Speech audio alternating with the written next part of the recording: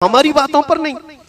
बनी इसराइल की एक बात याद आती है, एक बड़ा बखील आदमी भी था, सेठ तो था, पैसा बहुत था, लेकिन कंजूस बहुत था।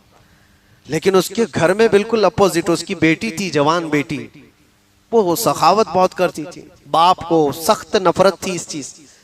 कंजूस आदमी हमेशा सखी लोगों से चिढ़ता है, उसको लगता है ये सब फजूल खर्ची करते हैं, क्यों देते हैं इनको। उसको बार बार यही लगता है, इनको नहीं देना चाहिए, गरीबों को, मिस्किनों को। ये सब अय्याशी करते हैं, ये फलां करते हैं, वो करते हैं, हजार तरह के उसके पास वजूहात होते हैं नहीं खर्चा करने के। और सखी के पास कोई वजह नहीं होती, वो देता है और उसके बाद ये सोचता है उसकी जिंदगी है, अल्लाह ने तो सिर्फ ये कहा है दे दो, ये नहीं फरमाया मौत तक उसके पीछे लगे रहो, कहां खर्चा करता है देखते रहो।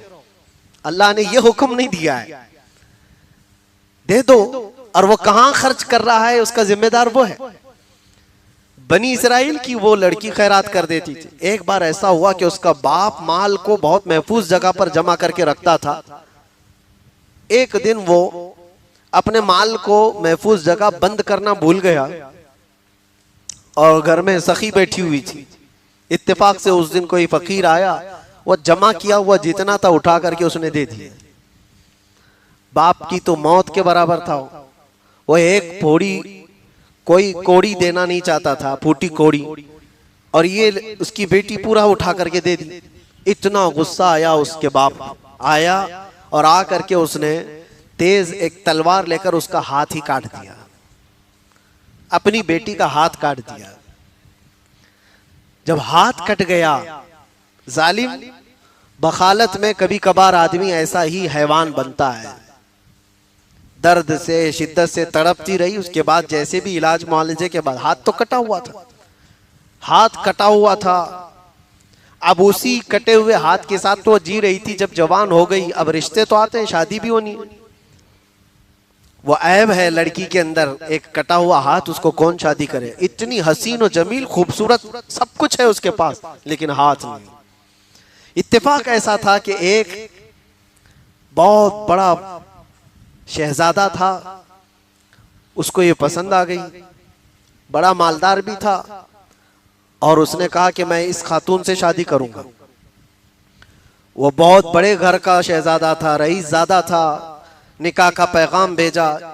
और ये जो कंजूस बकील था, इसने सख्ती से मना करके रखा था, टूटा हुआ हाथ दिखाना मत वरना शादी भी नहीं होगी, जिसको भी है ऐसी टोपी डाल देंगे, मना कर रखा था। और इसी मना में उस शहजादे ने पसंद भी किया, शादी भी करीब हो गई, सब हो गए। अब इस लड़की को एक गम सताता था, आज या कल तो पता चलना है, जब घर पर जाऊंगी बिया हो करके, शादी के बाद जब रुखसत होकर जाऊंगी तो कभी ना कभी तो ये हाथ का पता चल ही जाएगा, फिर क्या होगा मेरे साथ। उस वक्त बड़े जुल्म भी होते थे, धोखे के मुतालिक बड़ी सजाएं थी। वो खातून लड़की बड़ी डरी हुई भी थी। बहरहाल शादी हो गई, डोली सज संवर करके दूल्हे के घर चली गई।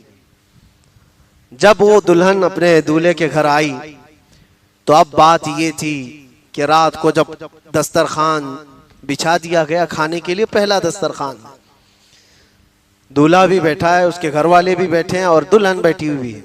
अब ये शर्मा रही है, सीधा हाथ कटा हुआ है, खाए तो कैसे खाए। तो उसने, दूल्हे ने कहा चलो खाना शुरू करो। ये नहीं खा रही थी, अपने दुपट्टे के अंदर वो अपना हाथ छुपाए बैठी रही, छुपाए बैठी रही बहुत देर तक।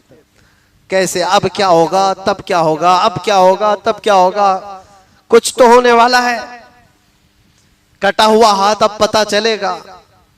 2 बार कहा उसने चलो शुरू करो खाओ।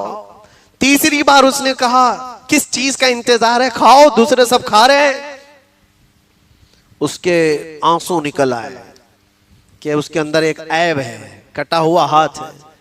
अब किसी न किसी तरह से अब ये अपने नए दूल्हे को बता ही दूं कि मेरा हाथ कटा हुआ है।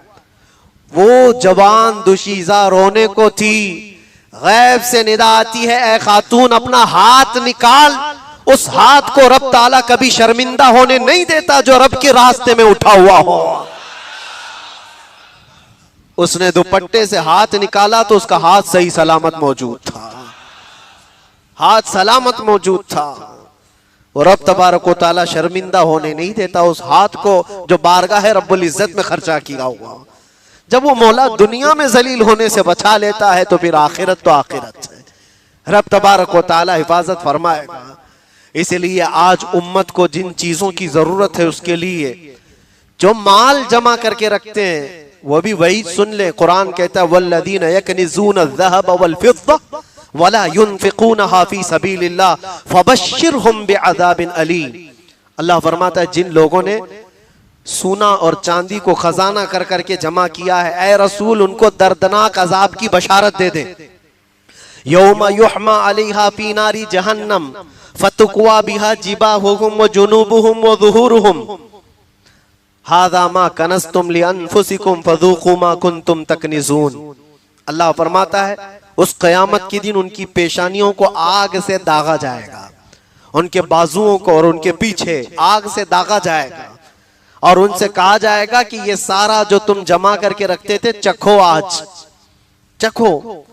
बल्कि एक रिवायत ये मिलती है कब्र में जाते ही एक बहुत ही खौफनाक अज़दा उसके गले में लिपट जाता है, उसकी नाक पर डंक मारता रहता है, चूसता रहता है और वो मुर्दा उसको हटाने की बेपनाह कोशिशें करता है, निकालने की बहुत ताकतें लगाता है। वो सांप उससे कहता है क्यों मुझको हटा रहे हो, मैं तुम्हारा माल हूं जिसको तुम जमा कर रखे थे, जिससे तुम बहुत मोहब्बत करते थे, लेकिन इस माल की जो ज़कात निकल गई वो पाक है, फिर उस पर तुम्हें अजाब नहीं है। लोग आज 2.5% पर ही आए काएं कर रहे हैं। अगर रब तबारक व तआला चाहता